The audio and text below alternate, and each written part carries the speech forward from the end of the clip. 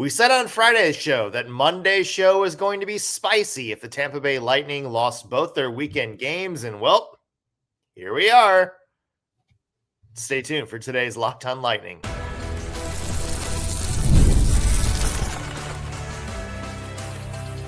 You're Locked On Lightning, your daily podcast on the Tampa Bay Lightning, part of the Locked On Podcast Network, your team every day. Thank you for making Locked On Lightning your first listen of the day. Every single day, we are your free daily Tampa Bay Lightning podcast, part of the Locked On Podcast Network, your team every day. As always, we want to begin by giving a shout out to our everydayers, those of you who tune into every single show every single day. We love you. We appreciate the support you give us week in, week out. I'm Nick Morgan, and I'm joined by the Billy Napier, to my Dan Mullen, Greg Stephen. Greg, here we are, man. Here we are. Happy Monday. Tough road trip, huh? Not the exact. It is a Griswold road trip for the Tampa. Griswold road trip. I just watched that new vacation movie the other day, actually. It's funny you said that. The new one with Ed Helms. Yep. Was it any good? It's all right. We're not sponsored by them. You can be honest. That just had to come out. Okay. Yeah, there's a lot to get to. There's a lot of nuance, I think, in how we judge the Lightning start to the season too. I don't think we're expecting them to be in last place after the first 2 weeks. By no means, yeah. Yeah. Obviously, no Nikita Kucherov these past 2 games. That played a factor. Injuries across the board to start the season, just some weird preseason stuff. How much is that playing a role? Right. There's a lot of nuance to the conversation today that we'll dive into in just 1 second. Before we begin, I want to mention today's episode brought to you by FanDuel. Download the FanDuel app now by visiting FanDuel.com and win $300 in bonus bets if your first $5 bet wins. Also, before the show starts, just want to give a shout out to Doug Martin, Tampa Bay Bucks. Great running back. Sad to hear about his passing over the weekend. One of my most fun Bucks players to watch ever. He will be missed. Yeah, it's sad news, and hopefully maybe the Bucks can get a win today in his honor. Yeah. All right, Greg, let's transition to hockey here. Complicated road trip.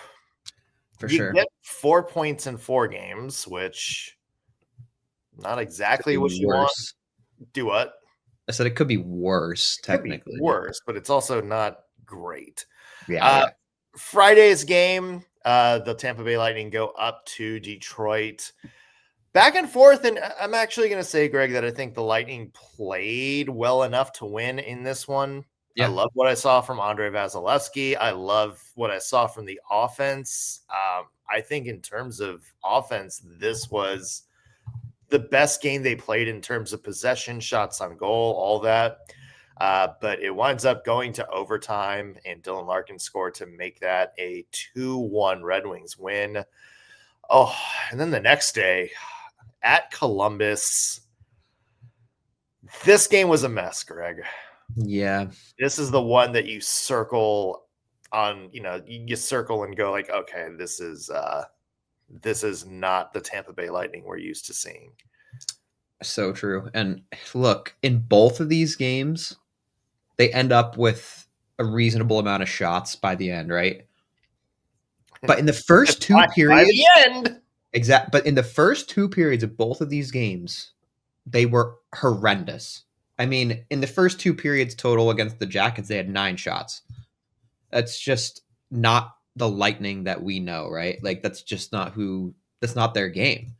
And I want to go back to the Red Wings real quick. Yeah, and again, in the Red Wings, in the first 2 periods, they had 11 shots. But in the third, they had 19. So you're capable of putting up more than 5 or 6 shots a period. So what's happening that you need to wait until the third to get, to start caring is really what it is. I mean, I don't know. They're good when their backs are against the wall. And even when that is happening, they can't close. And it makes me nervous for the rest of the season. Yeah, I agree with that.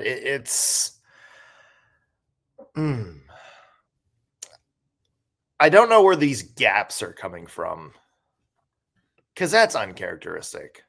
Yeah. And look, the Lightning aren't going to be 100% in every minute of every game. We know that. There's going to be little lapses here and there. And that's not because that's who the Lightning are. That's just because that's how the NHL goes.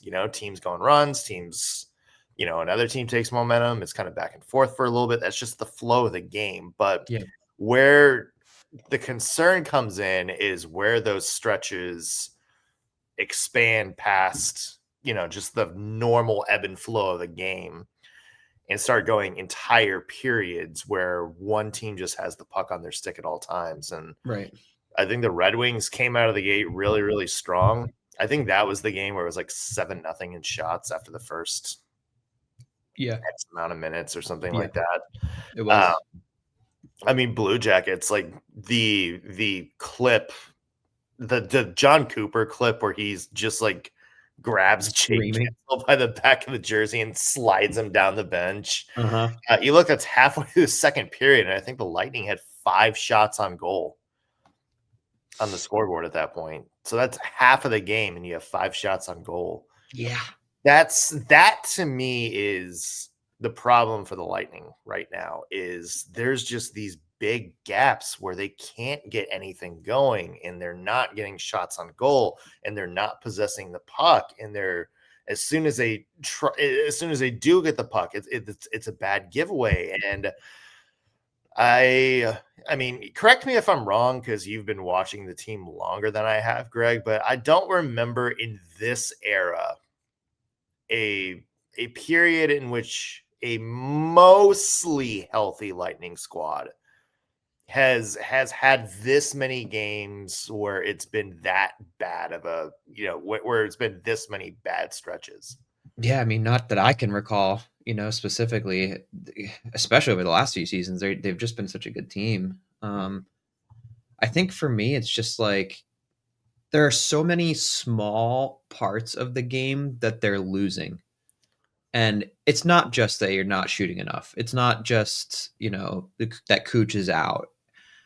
I just think it's a lot of things. And you and I have talked about a lot of those things too, like face-offs, for example. We really dived in on that. And bad both games, like under 45% both of those. Right. And I think in both of these games, and I want to double check right now before I say it, but I'm almost certain they were out-checked in both games as well. And yes, they were substantially. Yes. So they're getting bullied. They're barely shooting. They're not winning the draws. A lot of blown turnovers, right? Like they had 21 giveaways against the Jackets. 21 is insane. That's just remarkable. I don't know. Let me look at the Red Wings. They had 15, which is better. But look, just a lot of carelessness with the puck right now. Just a lot of fundamental errors. And to be honest with you, the Red Wings overtime goal, it felt like the Lightning really should have scored on that play. And it just bad bounce after that, and it pops onto Larkin's stick, and he's gonna seal the deal against any goalie, in my opinion. So that goal happens, right? Like I'm not looking at that and being like, oh, that's a play breakdown, right? That's exactly what I'm trying to say, is that I don't think that was anyone's fault necessarily, right? But that's overtime for you. That's just how it goes. Yeah, I mean, to your point, it was a pass to a wide open player in front of an empty net that was missed, that led to the bounce that Dylan Larkin picked up and got. And how many times have we seen the Lightning make that play? Yeah, 100%. I think that's something to note too. Is it just seems like everything is off, just a little bit. The chemistry is off. The passing is off. Effort, to me, is off. I don't know if there's health that's off that we don't see, but like Hagel has not looked good at all to me. Like, just it's disappointing to me as well. he just, it's almost like he's trying too hard, you know? Yeah, I mean, I'm not going to question anybody's effort on the team, but there's been some weird stuff this season. I think Yeah. and you brought it up, is it just seems like there's been a lot of not just on ice setbacks, but I think like team setbacks this year. Mhm. Like, we start camp with Nick Paul hurt. And okay, like that's a big injury. Nick Paul is a very, very good middle six center who's been with the team a long time. That's going to take some maneuvering to get past. Yeah. But at the same time, that's something teams can overcome. Then we have, Andre Vasilevsky. Whatever happened in preseason, he's not with the team for, a week, a little more than a week. Mhm. Then Victor Hedman gets hurt in a game, and he's out a week. You had you had the whole Panthers thing. Yeah. And I'm kind of wondering how much of sort of an emotional thing that played into it. As a result, you don't have JJ Moser for 2 games. You don't have Zemgus Girgensons anymore. Then, You lose Cooch. then you lose Cooch. You've lost Max Crozier, who is off to a really strong start. And it seems like there's hit after hit after hit. Mhm. And that's why this is so hard for me to judge the Lightning right now, because I don't know, like, not to make excuses, but there are excuses. And that's kind of the thing where it's like the Lightning should be playing better, but you also look and it's like, how much grace do we give them for some of the chaos of the preseason? And maybe that's why everything's just a little bit off. It's no excuse. You still have to go out there, and you still have a team out there that's good enough to go out there and win games. We've seen it before. We've seen this team take a couple major injuries and keep going, but I don't know. It's how much do we hit the panic button? How much do we wait and see what is this team going to look like down the road when everybody's healthy, when everybody's had time to gel? And that's kind of where I'm at right now, Greg. Yeah, and I'm with you. I think for me, it's hard to make excuses for them because, in my eyes, while there has been a few roster changes over the couple years, these last few years, this is the same roster that's we've seen do it before. So, what changed? You can't tell me that because Glendenning's gone, you're losing these games. It's just not. You can't tell me that Perbix is gone and you're losing these games, and that's why. I don't know. I don't know if there's a really great excuse right now in my eyes. Yeah. I mean, it's going to be an interesting discussion to have. Let's do this. We have our Monday plus minus. We'll get into what we liked, what we didn't like about both games. And then, Greg, obviously the big storyline for this week is that the Lightning have a big extended break, 5 games or 5 days before their next game. Yep, how much of a role is that going to play on how the Lightning do moving forward? We'll have that when we come back. Today's episode is brought to you by Monarch Money. Let's be honest, most of us can't name all of our financial accounts, let alone what they're worth. Between 401ks, savings, and investments, it's easy to lose track, and that can mean leaving money on the table. That's why I started using Monarch, an all-in-one personal finance tool that brings your entire financial life together in one clean, easy-to-use interface, either on your laptop or on your phone. Monarch helped me organize my accounts, track my spending, and get a better handle on my investments without having to touch a spreadsheet.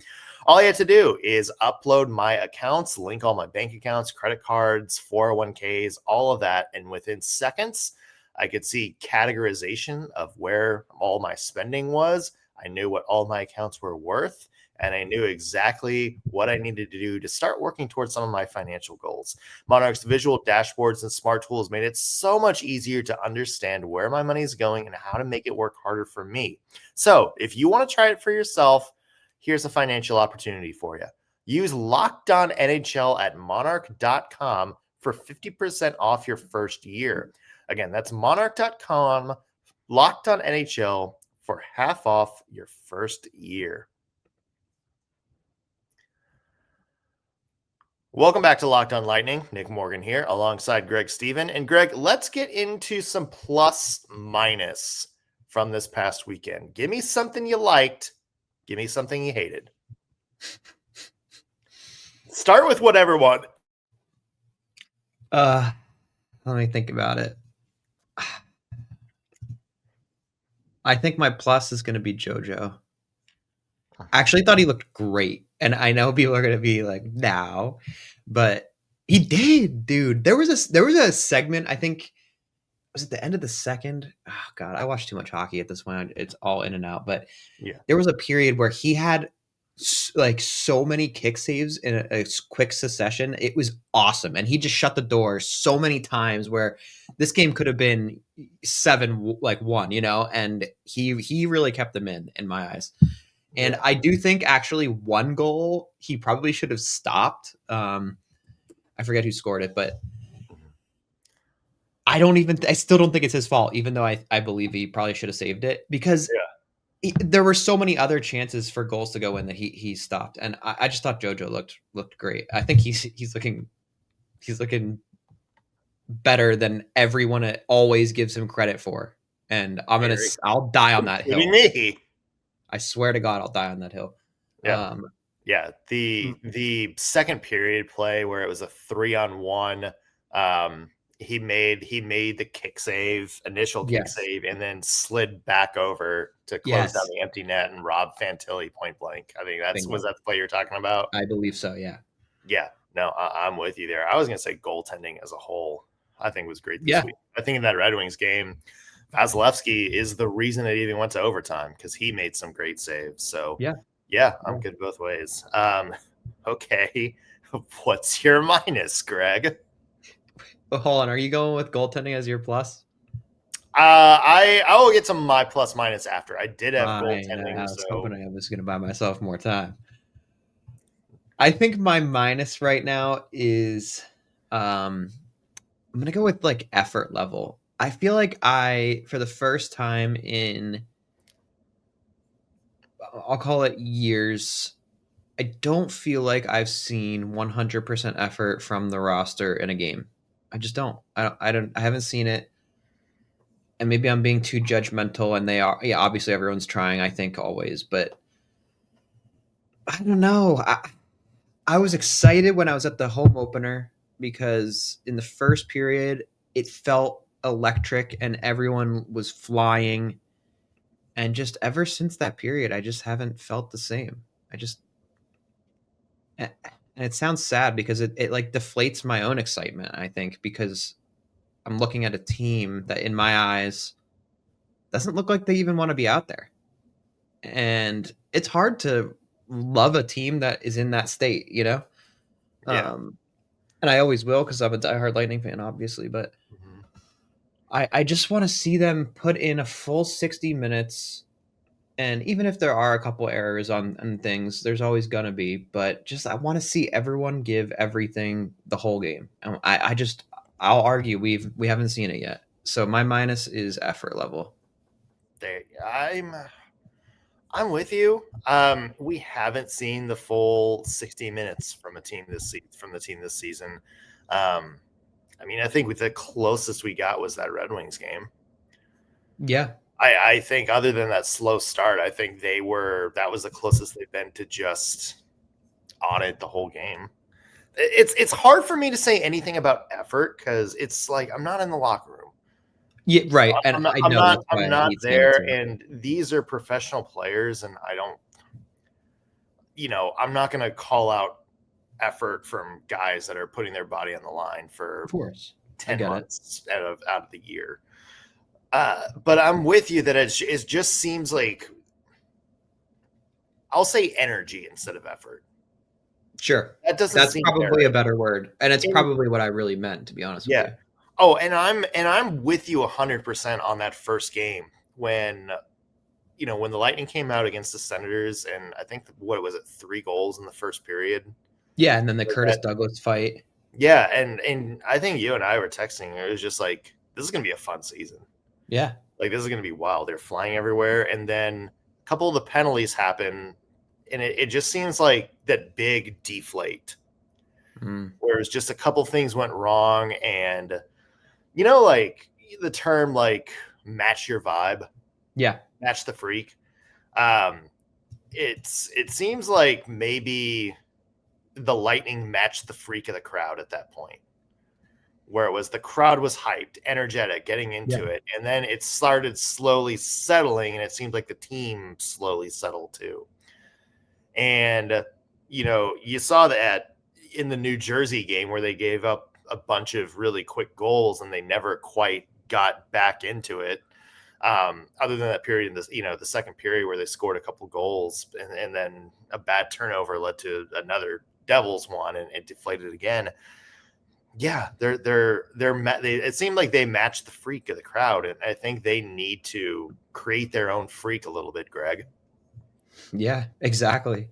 Especially like when you go on these 4-game road stretches, like I'm not there to yell in the stands for you, Yeah, we'll yell at a podcast. Yeah, exactly.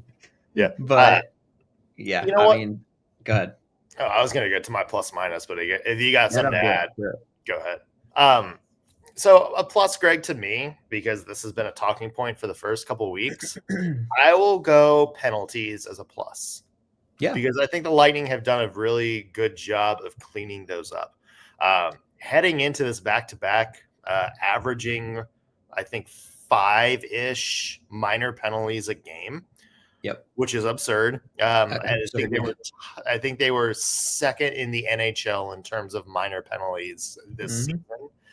And then, 3 against the Red Wings, 3 minor penalties. Fine, average. But then only 2 against the Blue Jackets. And I think a lot of the people that we talked about are maybe playing careless with their stick. I think those kind of plays have gotten better. I didn't like the fact that there's a too many men on the ice penalty. Yep. I was just about to mention that. Yeah. And I'm not fully sure that I loved the high sticking from Lilleberg. Shocker. Yeah. I wasn't going to say anything. But I do think that overall, like if you look at these games as a whole and you look at the season as a whole and look at the trend of penalties, I do think it's getting better. And I know that John Cooper wanted to say something to the team about it. So it feels like that message has been received. By most. It's getting better. And I think that is a sign that maybe the Lightning are honing in some of their mistakes here a little bit, but yeah, and I think the penalty situation is getting a little bit better. Yeah, I agree. Yeah. My minus. Wait, go ahead. No, I was just gonna say, I completely agree. Minus Lilleberg. That's all. Do you want me to just make that my minus? You can make your minus whatever you want. Yeah, I'll go. Lilleberg's his own show at this point. My minus, give me turnovers. Lightning are bottom 5 in the league in giveaways this season. That's uncharacteristic of them, right? Like, and you think about how careful they've been with the puck in their prime years, and you talk about possession, and you talk about the Lightning smothering teams by not letting them have the puck and sort of suck the will out of them. We haven't seen that from the team this year. And we mentioned just the word off. Everything feels off. The positioning feels a bit off. The passing feels a bit off. Just a lot of, I think we've seen like a lot of stretch plays that haven't worked out. Passes that just pop off somebody at the blue line and go the other way. It's very much, to me, Greg, that's not this. When you have hockey players of this caliber and you're having this big of a problem with giveaways, the first thing that comes to my mind is chemistry. Something about the chemistry is not there right now. Yeah. And it's interesting because this team for the most part has played together for a couple of seasons at this point, give or take one or two players.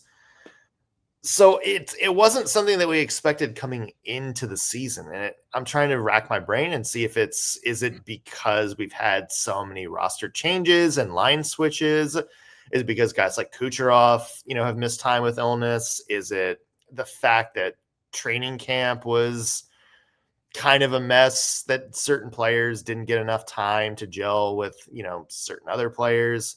Whatever it is, the chemistry on this team just feels like it's not there right now. Yeah, and I agree with you. That's kind of what I was saying earlier. Despite the minor, in my eyes, roster changes, there really is no excuse for the chemistry to not be strong. These guys have played together a long time. It's not like Hagel just got here. It's not like Cirelli just got here. It's not like Cooch, Hedman, Yanni, if you will, Point. Like, these guys have been together a long time. And the one guy who I would point my finger at if he wasn't playing at a crazy elite level right now would be Gensel, but he is, again, playing at a crazy elite level, so it's not him either. So yeah, I don't think you're bad because Chafee has no points and Finley has no points. I think you're bad because your best guys aren't their best right now. And while I do think guys like Chafee shouldn't even be on the roster, that's not a reason that they're losing every game. He's not the reason. Right. I don't know, Greg. It's something's off right now, and I'm very curious to know what comes out of this extended break, which starts now. Yep. Actually, I guess it technically started yesterday, but Lightning don't play again until Thursday. So, longest break of the season so far. What do you want to see in these gaps? That's a conversation that we'll have in just 1 second. Today's episode is brought to you by FanDuel. Hockey season is here, folks, and FanDuel has an offer you don't want to miss. Right now, new customers can bet just $5 and get $300 in bonus bets if you win. That's right. Pick a bet, put down $5, and if it hits, you'll unlock $300 in bonus bets to use across the app. I love using FanDuel because it gives me so many different ways to play. I can build parlays. I can do player props, or my favorite thing to do, follow the live lines during games with some live in-game bets. It makes watching football even more exciting when you've got a little something riding on the action. Whether you're a casual fan or just love diving into the stats, FanDuel makes the game day experience so much better. So, what are you waiting for? Visit FanDuel.com to download the FanDuel app today and get started. Again, FanDuel.com to download the app and place your first $5 bet. We're back on Locked On Lightning. Nick Morgan alongside Greg Stephen. And Greg, extended break. Lightning do not play again until Thursday, and they're coming back home. What do you want to see from the Lightning? Or I guess we won't see it, but what do you hope happens with the Lightning in these next 3 days without a game? I want them to have more conversations than hockey ice time. Does that make sense? Yes. I think there are more conversations amongst the team to be had than there are like skills. Outside of maybe like face-offs, and like some small fundamental drills that I'm sure they'll do regardless. I really think it's just like a mindset right now. I do. I believe that. And while I'm sad they're not playing for 5 days, because I'm kind of like, dang, where are the Bolts at? At the same time, I don't want to see the Bolts right now. Exactly. At the same time, I do believe they need these days off right now. This is probably the best time for this to happen for them, because now they can just kind of process this for 5 days, give themselves a little reset. I hope at least one of those days they go to the beach, take the day off, because I think they just need to get their mind reset get back on track. Kind of just let's discard what's happened so far. And then I think you have the Blackhawks visiting Thursday. Let me make sure I'm right about that. You do, right? yeah, Blackhawks. Yeah. So you have the Blackhawks coming into town, and look, no win is an easy win in the league, but that's probably one of the most winnable games on their schedule. So I think you think about that as this is the reset point. We got the Hawks coming in. It's very winnable, and we gotta start here and go on a run. Because they need confidence now. And I think after after the Hawks is the Ducks, right? You are correct. Yeah, late afternoon Saturday game. Yeah. So again, no game is a gimme, but another winnable one in my eyes. So these two, I think you need 4 points in these next two. I do. I think you need them all, and I don't think there's a reason to not get them either. To be honest with you, unless like something comes out and Kuch is still sick or something weird, But barring anything like that, again, winnable games. You got to collect these points now, especially now that you're down. Normally, any situation you'd be like, if you escape this with, 3 points, go like 101, like it's a positive, like it's a net positive. I'm with you. I think they got to go 2-0 here, and I think they have to look really good while doing it. I don't think they can do like squeak by. Yep.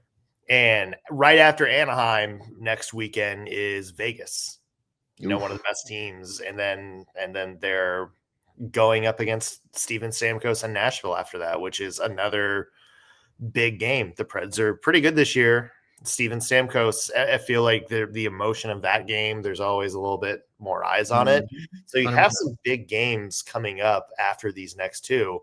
Yeah. You want to win it for points, but you also want to win it for momentum. And look, the Blackhawks aren't good.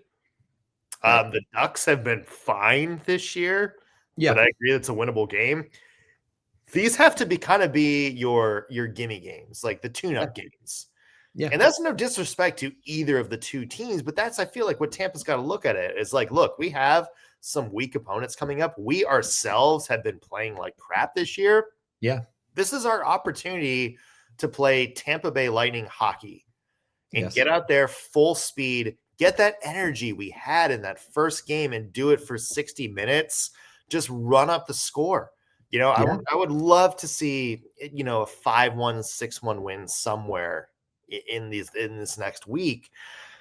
It's gotta, just for confidence, like it's gotta happen. I mean, you got to win at home too. You haven't even won a home game. I mean, not that they've had a bunch, but they're winless at home. Yeah. And look, obviously to me, this big thing, I knew exactly what you're kind of saying, where it's like I kind of want to have more off ice conversations than on ice. Right. Obviously I would love to see everybody start getting healthy. There's maybe been whispers that Nick Paul is going to be back for this game. It's, he was skating last week, so they're, using context clues that could happen. It sounds like Max Crozier could be back for this game. It sounds like Kucherov's going to be back. So, I mean, you're getting some guys back, and I would love to see John Cooper maybe go into Monday and this is who we're playing. These are the line combinations for these two games. Every line rush, every drill is going to be with these groups. And then you have 3 days of just the same people to work with. I would love that. Obviously, injury situation, everything, you're going to work up like guys back in softly, I'm sure, especially Nick Paul. But I would love to see them figure out some chemistry things now and start working on it through the week. And just, even if it's the same drills, like maybe just do the same drills every practice. Yeah.